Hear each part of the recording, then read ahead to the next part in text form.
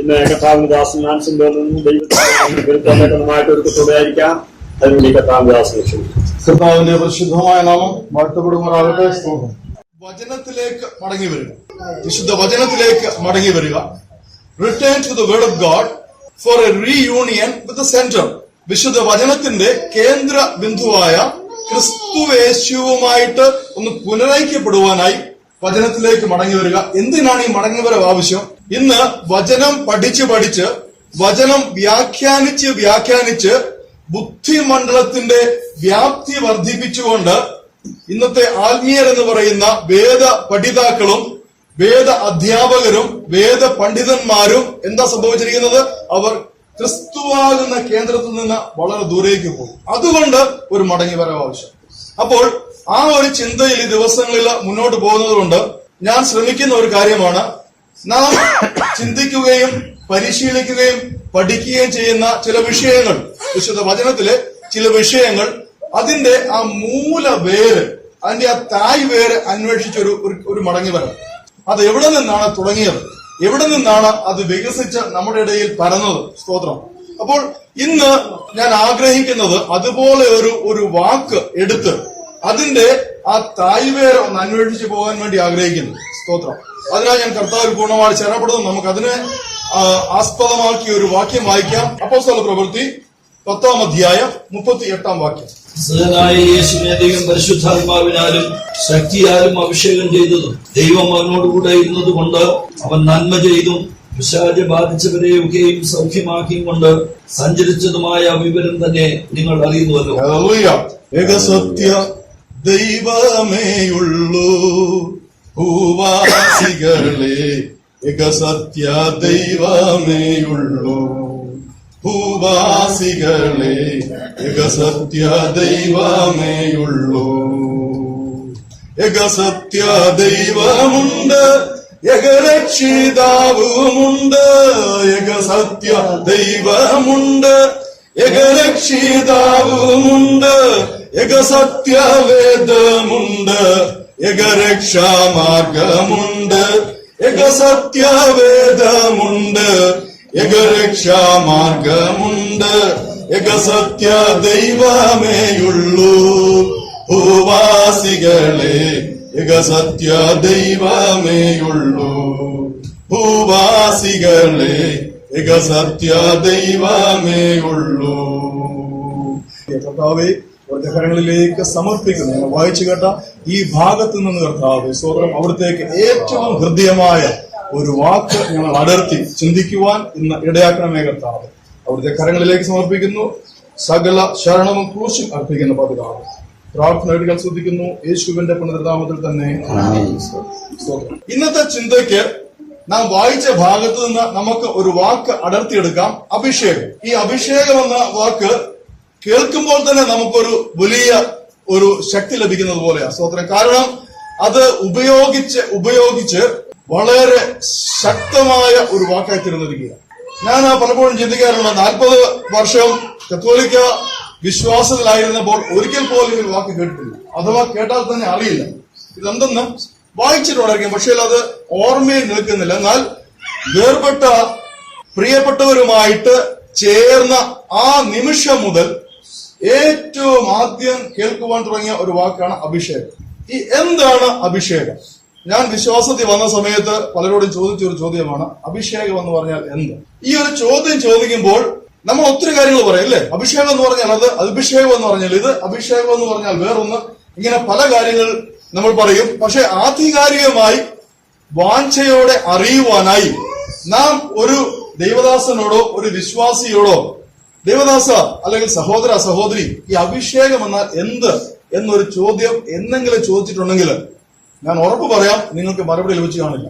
കാരണം സ്തോത്രം, ഇതിന്റെ മറുപടി പലർക്കും അറിയില്ല.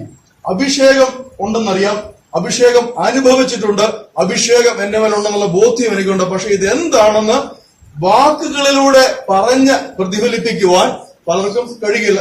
ഞാൻ ഉൾപ്പെടെ. ഞാൻ പറയുന്നത്, എനിക്ക് ഈ ഒരു ബോധ്യം ഉണ്ടായപ്പോഴാണ് മടങ്ങി വരവിനെ കുറിച്ച് ഒരു ചിന്ത എന്നിൽ ഉണ്ടായത്. വചനത്തിലേക്ക് മടങ്ങി വരണം. അപ്പോൾ എന്റെ ഹൃദയത്തിൽ വന്ന ഒരു ആഗ്രഹമാണ്, നാം എന്നും എപ്പോഴും നമ്മുടെ വിശ്വാസ ജീവിതത്തിൽ ബലത്തിനും ശക്തിക്കും പുഷ്ടികമായിട്ട് ഉപയോഗിക്കുന്ന ചില പദങ്ങൾ പഠിക്കണം. പഠിച്ച് വലിയ PhD എടുത്ത വ്യക്തിയായിക്കോട്ടെ, മടങ്ങി വരണം. സ്തോത്രം. വചനത്തിലേക്ക് മടങ്ങി വരണം. എങ്കിൽ മാത്രമേ വചനത്തിന്റെ കേന്ദ്രബിന്ദുവായിരുന്ന ക്രിസ്തുവുമായിട്ട് ഒരു പുനരൈക്യം, ഒരു പുനർസംഗമം, ഒരു റീയൂണിയൻ, ഒരു പുനർകൂട്ടായ്മ. ഇതാണ് എന്റെ ഹൃദയത്തിൽ കർത്താവ് തന്നിരിക്കുന്ന ഒരു കാര്യം. അപ്പോൾ ഞാൻ ചോദിക്കുകയാണ്, അഭിഷേകം എന്ന് വെച്ചാൽ എന്ത്? ഇതിന്റെ അർത്ഥം നമുക്ക് എവിടെ കിട്ടും?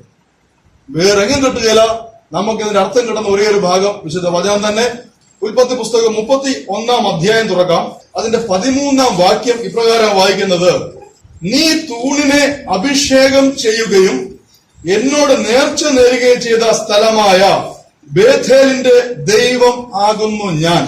എന്താണ് പറഞ്ഞിരിക്കുന്നത്? നീ തൂണിനെ അഭിഷേകം ചെയ്യുകയും എന്നോട് നേർച്ച നേരുകയും ചെയ്ത സ്ഥലമായ ബേഥേൽ. ഇവിടെ രണ്ട് കാര്യം ശ്രദ്ധിച്ചോണം. ഒന്ന്, അഭിഷേകം എന്ന വാക്ക്. രണ്ട്, ബേഥേൽ എന്ന വാക്ക്.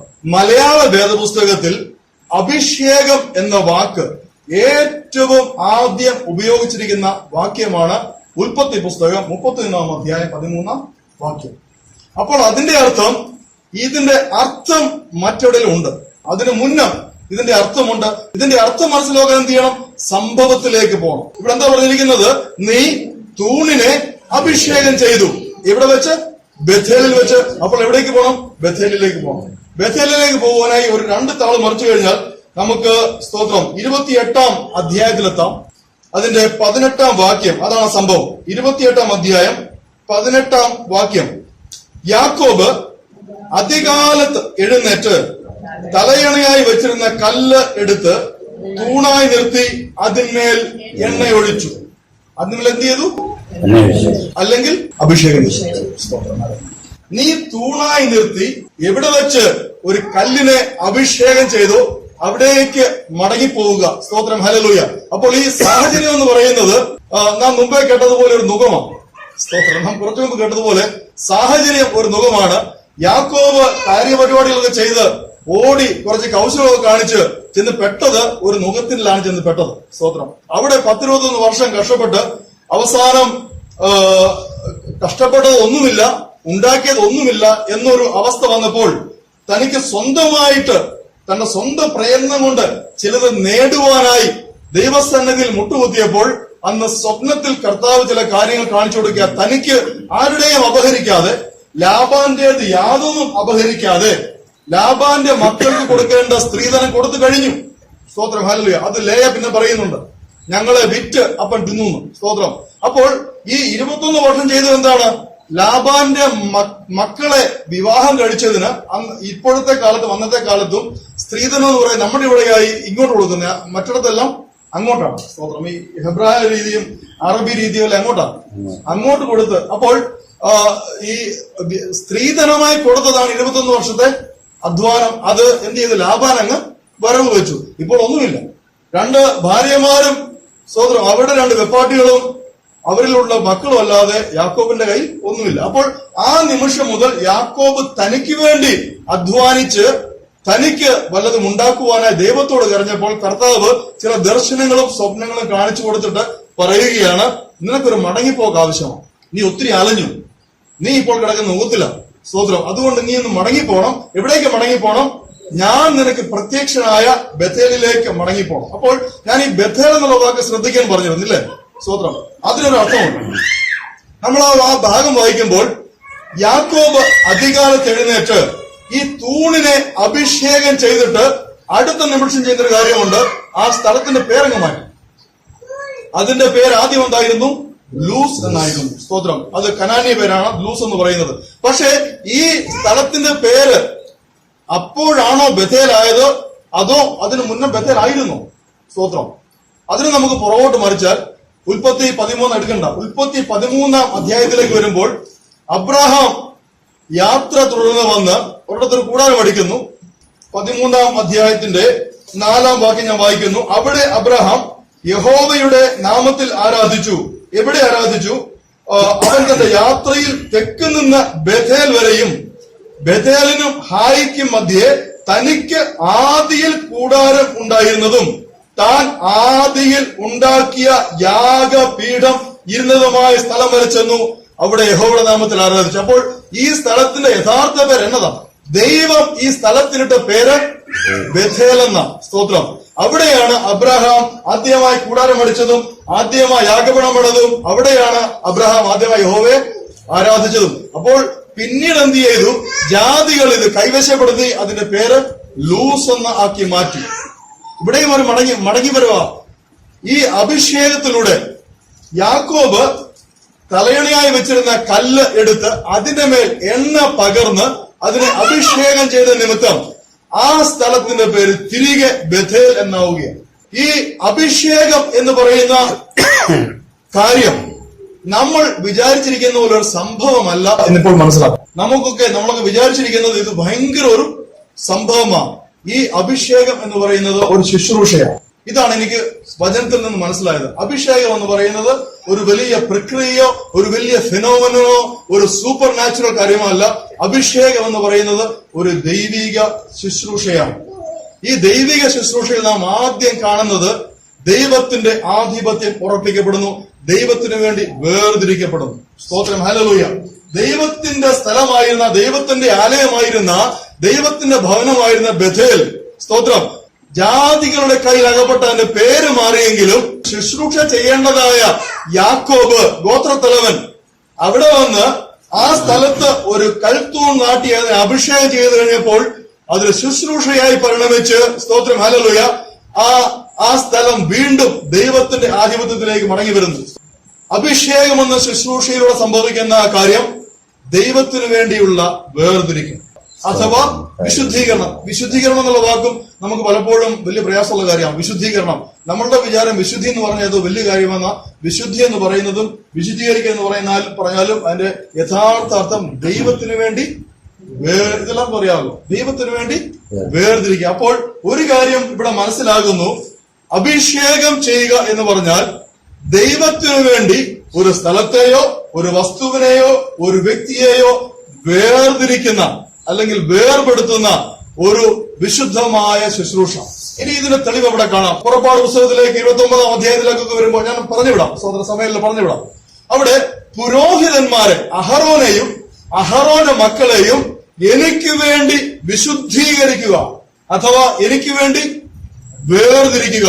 അവിടെ എങ്ങനെയാണ് അഹറോനെയും മക്കളെയും യഹോവയ്ക്ക് വേണ്ടി വേർതിരിക്കുന്നത്? അത് രണ്ട് കാര്യങ്ങളാണ്. ഒന്ന് അഭിഷേകത്താൽ, രണ്ട് കരപൂരണത്താൽ. സ്തോത്രം. അപ്പോൾ ആദ്യം അഭിഷേകം ചെയ്ത് അവരെ യഹോവയ്ക്ക് വേണ്ടി വിശുദ്ധമായി അല്ലെങ്കിൽ വേർതിരിച്ച് കരപൂർണം ചെയ്ത് അവരെ പുരോഹിതന്മാരായി തലമുറയായി ഉറപ്പിക്കുകയാണ്. സ്തോത്രം. അവിടെയും എന്താ ചെയ്യുന്നത്? അഭിഷേക തൈലം അഹറോന്റെ ശിരസിന് മേൽ ഒഴിക്കണം. അങ്ങനെ അവനെ വിശുദ്ധീകരിച്ച് യഹോവയുടെ എന്നത്തേക്കുമുള്ള ശുശ്രൂഷയ്ക്കായിട്ട് വേർതിരിക്കണം. അപ്പോൾ അഭിഷേകം എന്ന വാക്ക് വിശുദ്ധ വചനത്തിലൂടെ പഴയ നിയമത്തിൽ നാം പഠിക്കുമ്പോൾ വ്യക്തമായി മനസ്സിലാക്കുന്നു. അഭിഷേകം എണ്ണ ഒഴിക്കുന്നതിനെ കാണിക്കുന്നു, എണ്ണ പൂശുന്നതിനെ കാണിക്കുന്നു, എണ്ണ തളിക്കുന്നതിനെ കാണിക്കുന്നു. തളിക്കുന്നത് പുറപ്പാട് പുസ്തകത്തിൽ തന്നെ ഇവരുടെ കരപൂരണം കഴിഞ്ഞിട്ട് അറുക്കപ്പെട്ട ആട്ടുകൊറ്റന്റെ രക്തവും അഭിഷേക തൈലവും കൂടെ ചേർത്ത് അവരുടെ മേലും അവരുടെ അങ്കികളിലും തളിക്കുന്നു. അങ്ങനെയാണ് ആ പൗരോഹിത്യ വിശുദ്ധീകരണം പൂർത്തീകരിക്കപ്പെടുന്നത്. സ്തോത്രം. അപ്പോൾ എണ്ണ ഒഴിക്കുക, എണ്ണ ലേപനം ചെയ്യുക, എണ്ണ പുരട്ടുക, എണ്ണ തളിക്കുക, ഇതാണ് യഥാർത്ഥത്തിൽ അഭിഷേകം എന്ന വാക്കിന്റെ അർത്ഥം.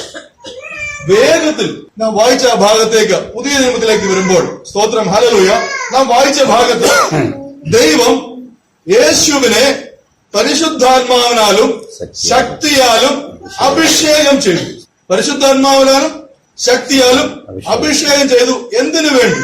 ഇവിടെ വേർതിരിവാണല്ലോ, ഇല്ലേ? ഒരു കാര്യത്തിന് വേണ്ടി വേർതിരിക്കുകയല്ല അഭിഷേകം എന്ന് പറഞ്ഞാൽ.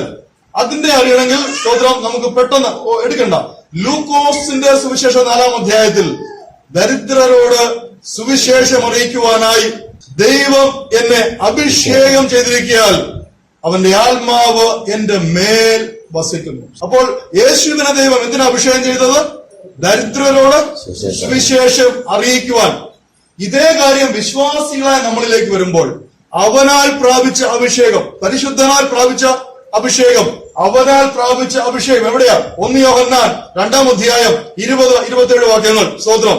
പരിശുദ്ധനായി പ്രാപിച്ച അഭിഷേകം, അവനാൽ പ്രാപിച്ച അഭിഷേകം നിങ്ങളിൽ വസിക്കുന്നു. അപ്പോൾ വിശ്വാസികളായ നമ്മുടെ മേലുള്ള അഭിഷേകം എന്താണ്?